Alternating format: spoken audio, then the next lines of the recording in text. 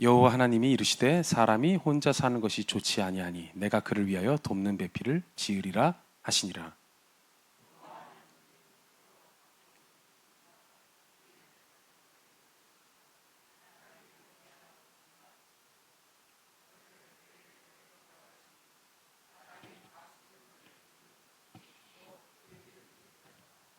아담이 모든 가축과 공중의 새와 들의 모든 짐승에게 이름을 주니라. 아담이 돕는 배필이 없으므로.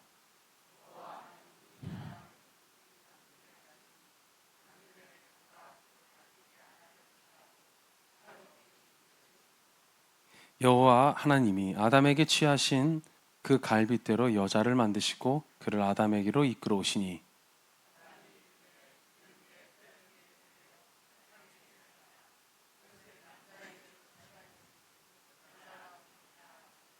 이러므로 남자가 부모를 떠나 그의 아내와 합하여 둘이 한 몸을 이룰지로다. 아담과 그의 아내 두 사람이 벌거 벗었으나 부끄러워하지 아니하니라. 아멘. 아멘. 오늘 부부는 천륜이다라는 제목으로 하나님의 말씀을 나누기를 원합니다. 여러분, 오늘은 부부주일입니다. 부부주일. 부부주일이고 부부의 의미가 무엇인지를 우리가 살피면서 하나님께로 나아가는 시간인 것이죠.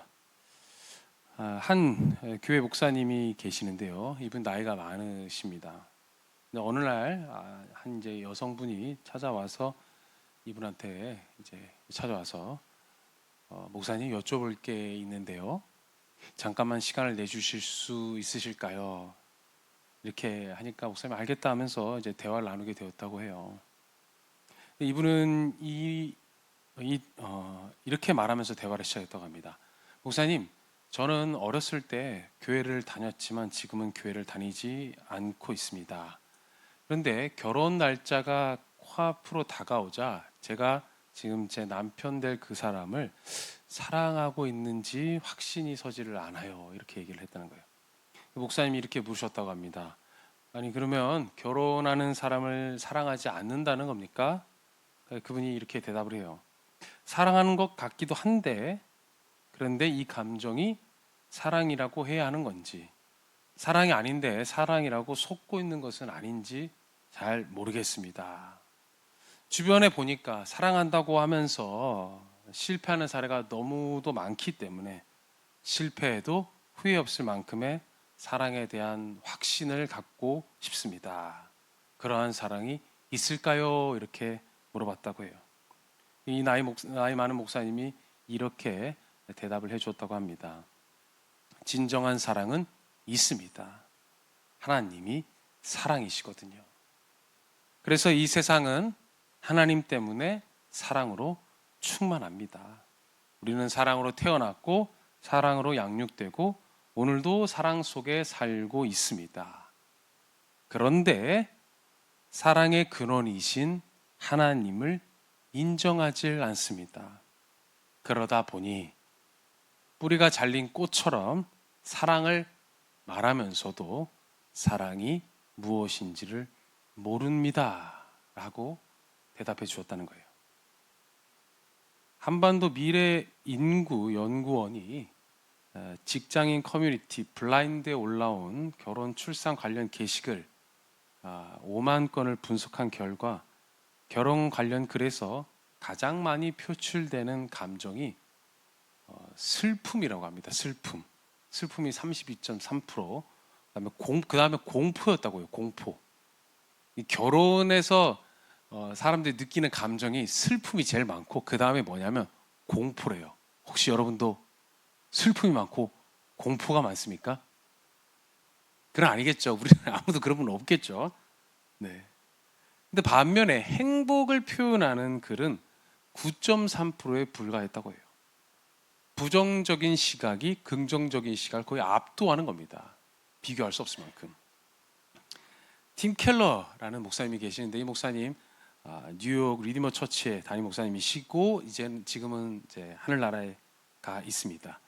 이 목사님이 오늘날 결혼에 대한 이런 얘기를 했는데 오늘날 결혼에 대한 부정적인 시각은 극단적인 이상주의와 그에 따른 비관주의 때문이다라고 말을 했어요. 극단적인 이상주의와 그에 따른 비관주의. 이호선 교수님이라고 있습니다. 요즘 상담학으로 굉장히 유명하죠. 유튜브에 치면 정말 많이 나옵니다. 이호선 교수님. 이호선 교수님이 이런 얘기를 했습니다. 오늘날 이혼하는 부부들은 서로 각자가 갖는 이상의 거리가 멀다, 이렇게 얘기해요. 이혼하는 부부 대부분이 어떠냐면 각자가 갖는 이상, 각자의 생각, 그런 이상의 거리가 멀다는 거예요. 오늘날 결혼에 대해서 부정적인 이유가 무엇인가? 그것은 결국 결혼을 개인의 만족으로 여기기 때문입니다. 사랑에 대한 개념이 자기 자신에게 집중되어져 있기 때문에 결혼을 불행하다고 생각하는 거예요. 나에게 맞는 완벽한 사람, 내가 느낄 때 후회가 없을 사람을 찾고 있고, 나는 그런 사람을 만났다고 생각해서 그런 사람을 투영하고 있는데 그게 안 되니까 어떻게 됩니까? 이혼이 답이야. 결혼은 지옥이야. 그 미친 짓을 왜 해? 이런 부정적인 인식이 많아지는 것이죠. 법학자 존 위트 주니어라는 분이 있는데, 이분은 이러한 결혼관이 그렇게 역사가 길지 않다고 말합니다. 이러한 결혼관을 갖게 된 것은 이건 19세기 계몽주의 이후로부터 자리 잡은 세계관이라고 얘기해요. 대략 한 200년 된 세계관입니다. 계몽주의 특징은 뭐냐면 공동의 어떤 의무에서, 거기에서 사람들이 의미를 발견했던 사고, 이 흐름에서 나의 선택과 그 결과에서 삶의 의미를 찾는 그러한 흐름으로 바뀌었다라는 거예요.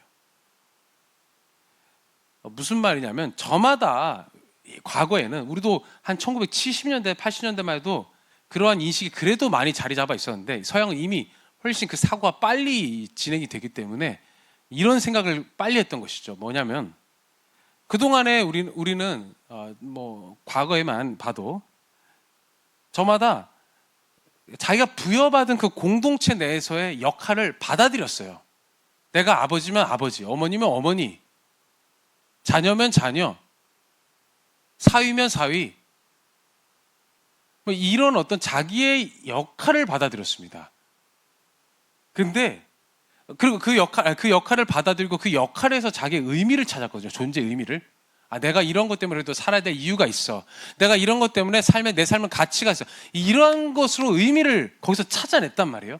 근데 지금 사고가 어떻게 바뀌었냐면은 거기에서 의미를 발견하는 것이 아니고 개인이 어떤 선택할 자유, 자신의 행복을 선택할 자유, 그 선택의 결과에서 의미를 찾게 되는 그런 가치관으로 옮겨져 간 겁니다. 자기를 부정하고 개인의 자유를 포기하며 배우자와 가족에 대한 의무를 다함으로 자신의 정체성을 확인했던 자리에서 이 가정을 내 자아 실현의 도구로 여기기 시작하는 것. 이 가정도 결국엔 내가 느낄 때 행복이 되느냐 안 되느냐, 이런 식으로 여기게 되었다라는 겁니다. 좀 더 얘기하자면 사회적 요구와 책임 등에는 신경을 쓰지 않고 스스로에게 유익이 된다고 판단되는 그런 방식으로만 결혼 생활을 이끌어 가야 한다고 생각을 하는 것이죠. 물론 여기에는 여러 가지 배경이 있습니다. 고부 간의 갈등도 있고, 또 여성들이 육아로 인해서 많은 어려움을 겪기도 했고, 또 불평등한 어떤 사회적인 상황도 있었고, 경제적인 어려움도 있었어요. 그런데 결혼에 대한 부정적인 인식은, 그 부정적인 인식은 이런 배경보다 더 깊숙한 의미가 있습니다. 그게 뭐냐면 인식이 변화된 거예요. 전통적인 결혼관에서, 그러니까 전통적으로 사회적인 그 요구와 그 각자의 위치에서 자신의 삶의 의미를 발견하던 이 생각에서 이제는 모든 것이 자신의 선택에 따라, 내 결혼도 내 선택에 따라, 내 행복을 위한, 나의 꿈을 위한, 나의 바램을 위한, 나의 이상을 위한 그러한 도구로 자리 잡게 되었다라는 겁니다.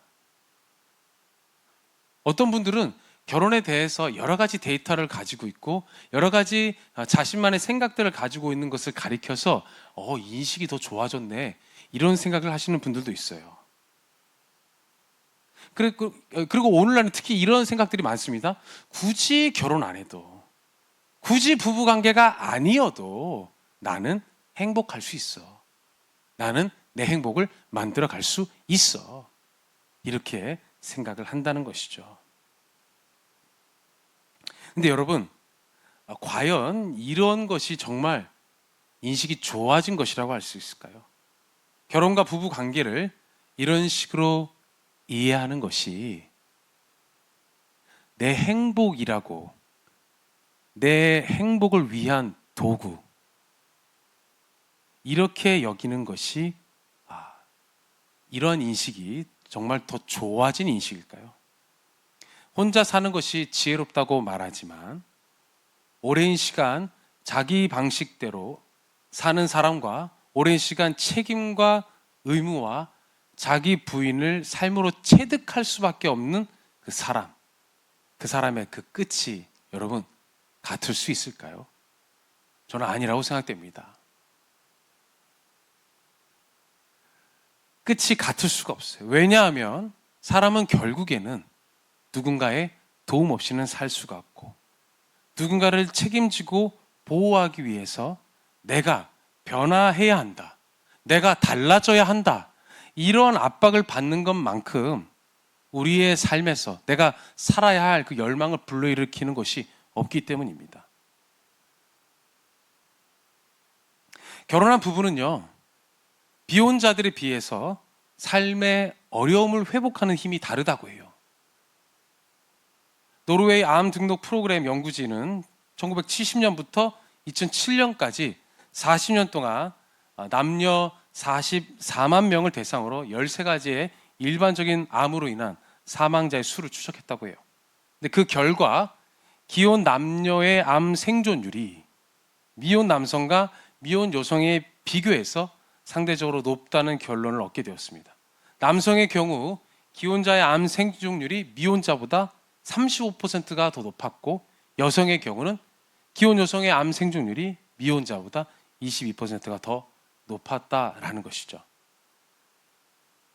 팀 켈러 역시 이혼하여서 사는 사람보다 끝까지 부부관계를 이어가는 사람들이 훗날 그 재산을 보존하는 보존율이 약 75% 이상 높다고 해요. 그리고 이호선 교수님은 50대 이후로는 절대 이혼하지 말라고 가르칩니다. 특히 남자들은 절대 이혼하면 안 된대요. 목숨 걸어야 된다 그러더라고요. 이혼하지 않는데. 얼굴 아버지. 왜냐면 나이가 들수록 우리 저번 주인가 우리 어버이 주일 때 우리 한 집사님이 이렇게 얘기해 주셨죠. 그래도 자식이 찾아오는 것보다 돈이 더 좋다고. 그대로 돈이 정말 노년에 중요한데, 정말 중요하죠. 근데 그 돈 들어오는 구멍이 이혼하면 반토막 난다는 거예요. 반토막 나요. 그래서 이 교수님은 특히 남자들 절대 이혼하면 안 된다라고 얘기합니다. 여러분, 우리 절대 이혼해서는 안 될 줄 믿습니다. 아멘. 또 어떤 집사님은 저한테, 제가 결혼한 초창기에 이렇게 얘기했습니다. 젊어서 부인한테 잘하는 사람은 나이 들어서 보험 드는 거야. 나이 들어서 혜택 받을 수 있는 보험 드는 거야. 이렇게 얘기합니다. 여러분, 지금부터 우리는 잘해야 될 줄 믿습니다. 아멘. 이 이혼이, 특히 50대 넘어서 하는 이혼이 사실상 노령 빈곤화에 첫 발을 내딛는다고 말을 해요. 그러니까 오늘날에 결혼에 대해서 부정적인 인식을 갖는다는 것, 이혼해, 까짓 거 이혼해, 이렇게 쉽게 말하는 거, 그리고 이혼하는 이유가 꽤나 다양하고 정당해 보이고 이것에 대해서 나 나름대로 똑똑한 지식을 갖고 있다 하더라도 여러분, 그 똑똑한 지식은 정작 중요한 것을 알지 못합니다. 이 결혼이 궁극적으로 가지고 있는 힘을요, 이 결혼이 궁극적으로 가지고 있는 능력을 알지 못합니다. 결혼과 사랑이 불러오는 결국 우리를 빠르게 회복시키고 우리로 노년에도 더 사람답게 만드는 그런 그 결혼이 가지고 있는 근본적인 능력은 전혀 알지 못해요. 이유가 뭘까? 왜 이것은 알지 못하면서 결혼에 대해 그렇게 부정적인가? 저는 이렇게 봅니다. 결혼을 만드신 하나님을 알지 못하기 때문이다. 뭐라고요? 결혼을 만드신 하나님을 알지 못해요. 남자와 여자를 만드신 하나님을 알지 못하고 이 둘을 하나로 합하셔서 결혼이라는 제도를 만드신 하나님을 알지 못합니다. 많은 기독교인들도 이혼 가정이 늘어나고 있어요. 그 이유가 무엇일까요? 교회는 다니고 있는데 여전히 하나님은 알지 못해요. 교회는 다니고 있는데 여전히 하나님이 세우고자 하시는 가정이 아닌 내가 원하는 가정을 꾸리고 싶기 때문입니다. 우리가 분명히 기억해야 할 것이 있어요. 결혼, 어떤 사랑, 이것은 내 개인의 행복을 위해 내가 만드는 것이 아니라는 겁니다. 아멘. 아멘. 여러분, 옆 사람을 보면서 얘기할까요? 결혼은, 사랑은 내 행복을 위해 내가 만드는 것이 아닙니다. 이미 하나님이 복을 주신 것입니다. 네. 아멘. 이미 이 안에 하나님의 복은 담겨져 있습니다. 담겨져 있어요. 이미 하나님이 자신의 정하신 뜻을 따라서 우리에게 주신 것이고 그 주어진 의미에 순종할 때 우리는 우리가 만들어낼 수 없고 흉내낼 수 없는 하나님의 그 능력, 곧 우리를 보호하시고 우리를 사랑하시는 그분을 경험하게 되는 거예요. 하나님 안에서 하나님이 지으신 부부의 의미로 돌아갈 때에 그분이 담아두신 복을 누리는 일은 자연스러운 것이라는 겁니다. 저는 우리 강수원교회 모든 지체들이 이와 같이 가정을 생각하고 이와 같이 결혼을 생각하고 이와 같이 사랑을 생각하기를 주님의 이름으로 축원합니다. 아멘. 이와 같이 우리가 가정과 사랑을 생각할 때 우리는 그 안에 담긴 하나님을 만날 수 있는 거예요. 아멘. 오늘 보면 바로 이것을 설명합니다. 창세기 기자는 하나님이 세상을 창조하심과 같이 부부를 창조하셨다라고 말해요. 뭐라고요? 세상을 창조하심과 같이 부부를 창조했어요. 세상을 창세기 2장, 이 2장 18절 보면은 하나님이 이 아담은 사람 이름이 아니고 처음 그냥 사람을 뜻합니다. 히브리어는 이시라고 얘기하는데 그냥 사람을 말합니다. 그 사람이 처음에 사람이 혼자 있는 것이 이 사람에게 좋지 못함을 아시고 아담을 위해 돕는 배필을 지으시겠다고 결정을 하세요. 남자가 혼자 있는 것이, 사람이 혼자 있는 것이 좋지 못함을 하나님이 알고 함께 지낼 전혀 다른 성을 창조하시는 겁니다. 여자를 창조하시는 거예요.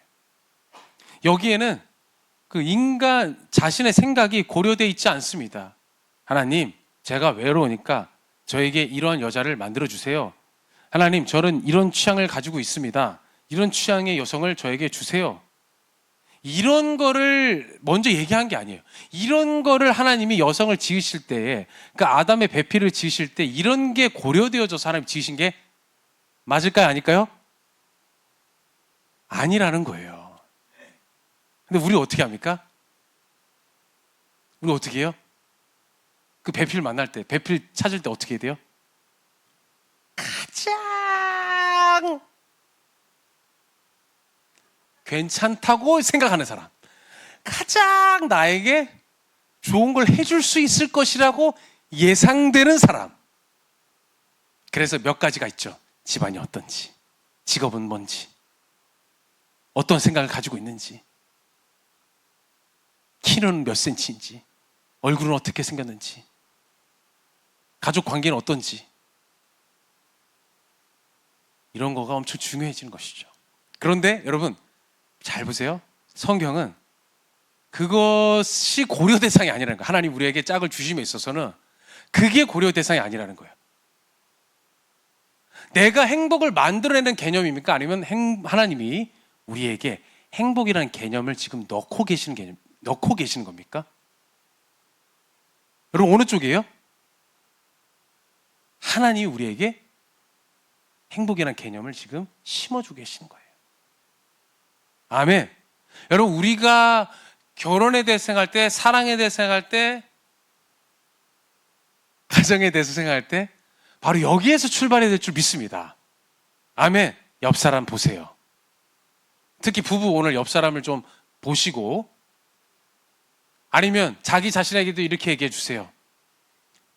자기 자신, 오늘 지금 남편이 없는 분 있죠? 내 남편 누구누구 세상에서 당신이 최고야. 이렇게 외치는 겁니다. 그리고 부부는 어떻게 돼요? 서로를 보면서 쑥스럽지만 그 부부의 이름을 부르면서 당신이 최고야 라고 한번 이렇게 외쳐주는 겁니다. 시작!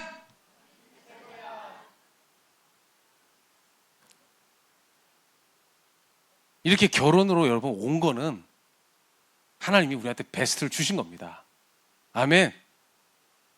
누구든지 상관없이 베스트를 주신 거예요. 할렐루야.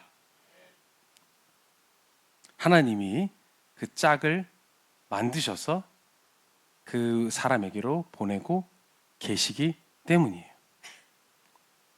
여러분,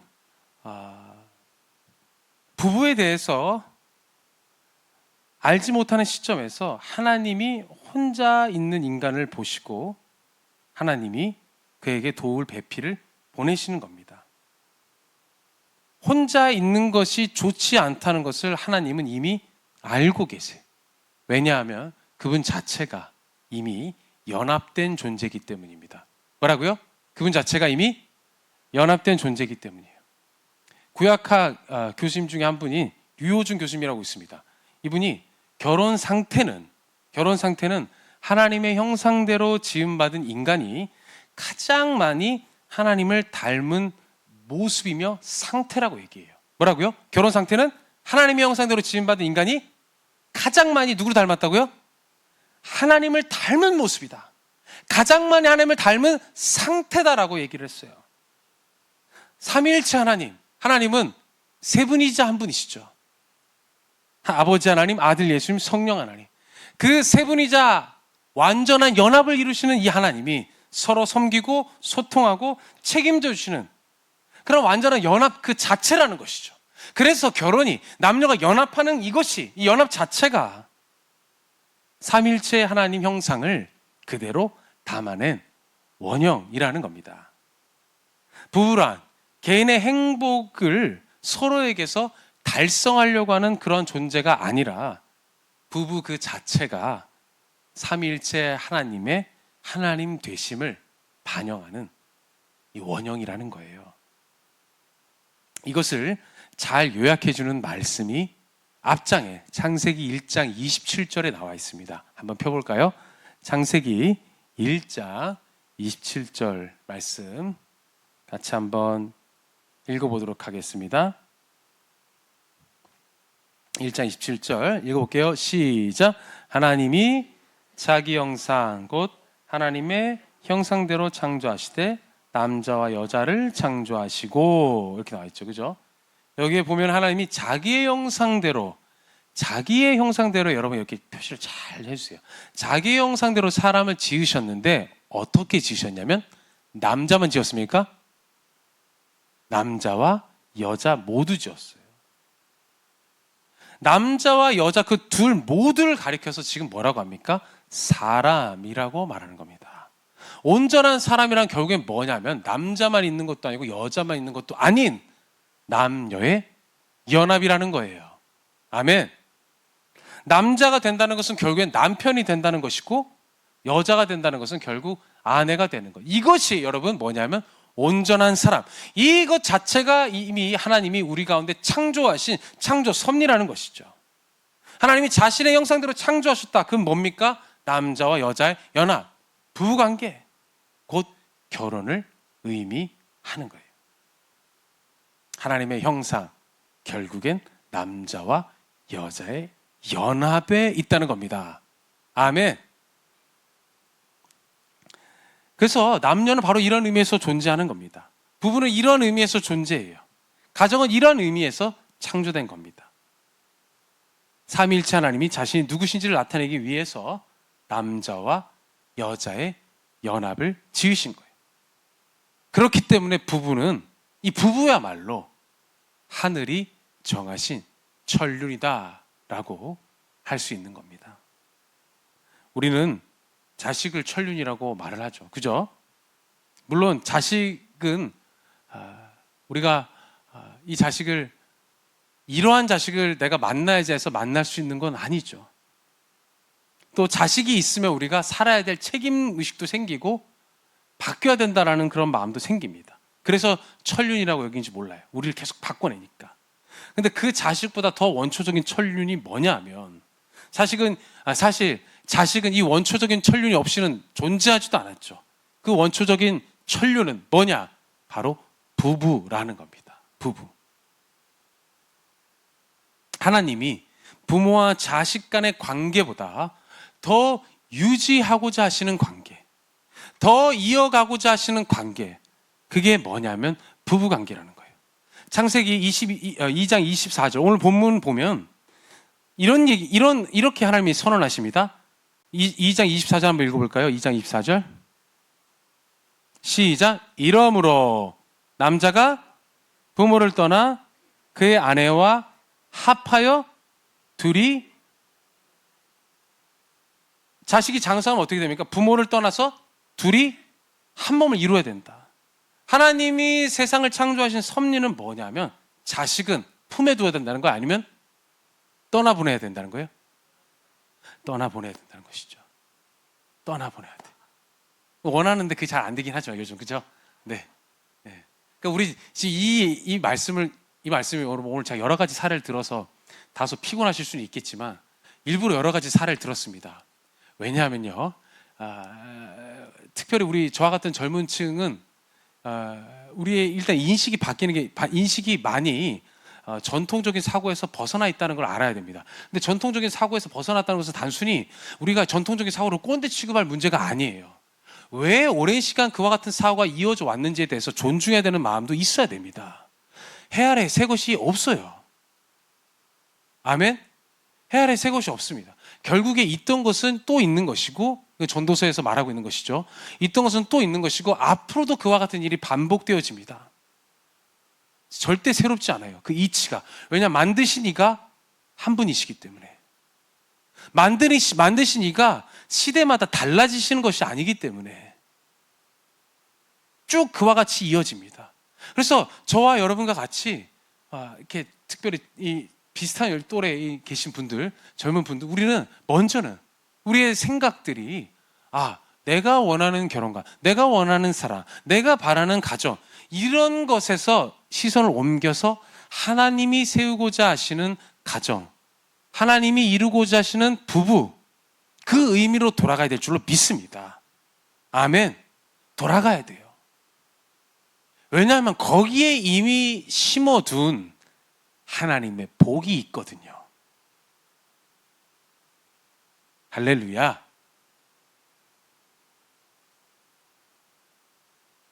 그래서 하나님은 섭리를 어떻게 만드셨냐면, 어떤 섭리를 담으셨냐면 자식을 품에 끼지 말라고 하고 계시고, 자식을 계속 밖으로 내몰아야 된다. 떠나보내서 새 가정을 이루게 해야 된다라고 얘기하는 거예요. 그 자식들 역시 하나님의 형상인 부부 관계를 이루어야 한다라고 하시는 겁니다. 여러분, 이게 중요합니다. 그 자식들 역시도 뭐예요? 하나님의 형상인 부부 관계를 이루어야 한다는 거예요.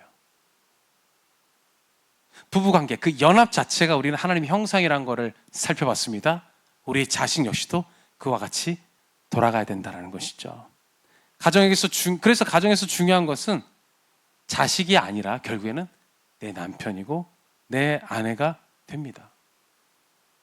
가정의 그 가치는 결국엔 자식에게 있지 않고 내 옆에 있는 내 남편에게 있는 것이고 내 아내에게 있는 거예요. 우린 자녀에 대해서는 그렇게 염려하고 애살 있게 챙깁니다. 자녀의 일이라면 그 꼼꼼함을 이루 말할 수가 없죠.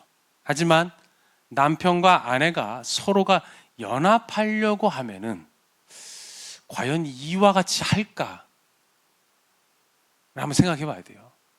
자녀를 돌보는 만큼 내가 내 남편과 내 아내와 연합하고자 하면은 과연 그와 같이 하고 있을까? 저는 교회를 오래 다닌 분들조차도 부부가 집에서 대화를 하지 않는다는 이야기를 많이 들었습니다. 집에 가서 부부가 조용해요. 서로의 이야기를 잘 안 듣나 봐요. 잘 안 들어. 계속 자기 이야기만 해. 그러다 어떻게 됩니까? 말 안 해. 여러분, 부부야말로 서로의 이야기를 들어주는 관계가 되어야 될 줄 믿습니다. 아멘. 부부야말로 서로 이야기를 귀를 기울이는 관계가 되어야 되는 것이죠. 근데 하다 보면 계속 내 말만 맞다 이거 되는데 그게 아니라 서로가 아니야. 서로가 누가 이 사람이 무슨 말을 하고자 하는지에 대해서 귀를 기울여야 한다는 것이죠. 그래서 나 자신에게 한번 질문을 던져 보아야 하겠습니다. 나는 내 아내의 이야기, 내 남편의 이야기를 귀담아 듣고 있을까요? 왜 귀담아 들어야 될까? 왜 이와 같이 귀담아 들음으로 연합함을 노력해야 될까? 귀담아 듣는 건 참 쉽지 않거든요. 여러분, 귀담아 듣는 거 쉬우세요? 여러분은 왜 이렇게 밍숭밍숭한 건 이 일은 내 일이 아니다 이런 표정이신 것 같아요. 여러분, 오늘부터 우리가 좀 부부에 대해서 달라져야 될 줄 믿습니다. 아멘. 내 얘기만 하는 곳에서 오늘 우리가 이 말씀을 들었다면, 우리가 하나님의 말씀을 들었다면, 그 연합에서 하나님의 형상이 있다는 것을 우리가 깨달았다면, 우리가 그 연합을 위해서 우리 입을 한번 좀 닫을 필요가 있지 않겠어요?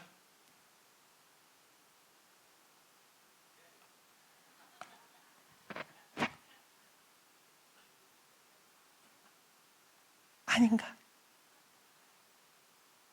사랑하는 여러분, 전 무엇보다 얘기하고 싶습니다. 부부관계가 결국은 하나님과 나와의 관계를 말합니다. 부부관계가 결국은 하나님에 대해서 내가 어떻게 대하고 있는지를 말합니다. 자식에 대한 것보다 더 큰 것은 뭐냐면 부부예요. 그 연합함 그 자체에 여러분 거기에 하나님의 뜻이 있음을 기억해 주십시오. 아멘. 연합하고자 하는 그 몸부림 속에 하나님의 마음이 있습니다. 연합할 때 우리는 거기서 하나님을 보게 되거든요. 그분의 사랑, 그분의 오래 참음, 그분의 인내, 나와 연합하시기 위해서, 그분이 내 안에 거하시고 내가 그분 안에 거하게 하시기 위하여서 그분이 얼마나 오래 참으셨는지, 얼마나 인내하셨는지, 얼마나 많은 시간을 소유하고 계시는지 그 하나님의 마음을 알게 되거든요. 무엇을 통해요? 내 부부와 내 아내와 내 남편과 연합하고자 하는 몸부림을 통해. 할렐루야! 여러분, 이 하나님의 마음을 저는 우리 지체들이 알았으면 좋겠습니다. 아멘.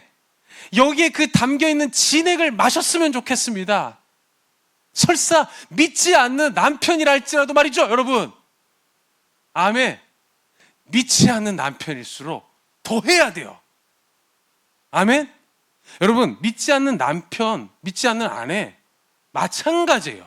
그 사람도 하나님이 나에게 주신 짝이에요. 믿으시면 아멘. 왜냐하면 아직 때가 되지 않았을 뿐이지 두 사람의 그 연합된 관계 안에 담긴 하나님의 형상은 여러분 안 사라지거든요. 아멘. 안 없어지거든요. 그거는. 그 뜻은 그렇기에 여러분, 이 말씀을 들었다면 여러분, 믿지 않는 배우자라 할지라도 우리는 오히려 더 그 배우자와 연합하기에 힘써야 될 줄로 믿습니다. 아멘. 김원희 씨 여러분 아세요? 탤런트? 크리스찬이거든요. 남편과 20년 넘게 지금 결혼을 이어가고 있는데 남편이 예수 믿은 지 얼마 안 돼요.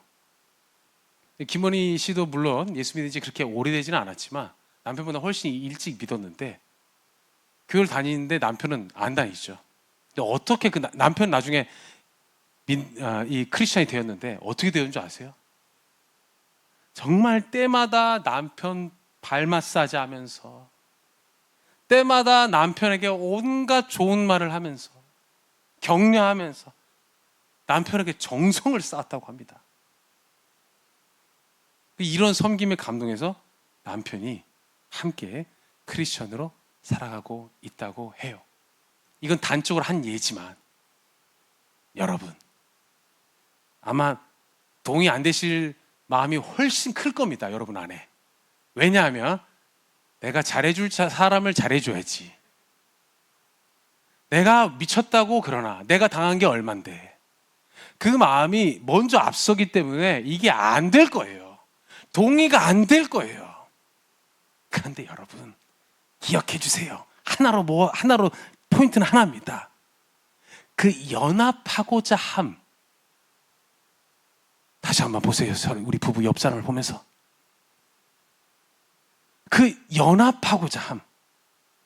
여기에 하나님의 형상이 있다는 겁니다. 아멘. 여기에 하나님이 자신을 나타내고자 하시는 뜻이 있는 거예요. 그 부부가 연합하고자 함을 통해 결국엔 뭘 보게 되냐면 믿지 않는 남편도 예수님을 보게 하는 그 은혜가 있는 겁니다. 표정이 다 해봤는데 안 되는데요. 이 표정이에요. 네, 여러분 계속 말씀드립니다. 우리 안에 이 중심을 가져야 됩니다. 아멘. 이 중심으로 우리가 살아야 합니다. 우리의 귀한 남편 아내들이 있지 않습니까? 지금 방에서 있나요? 어디 있나요?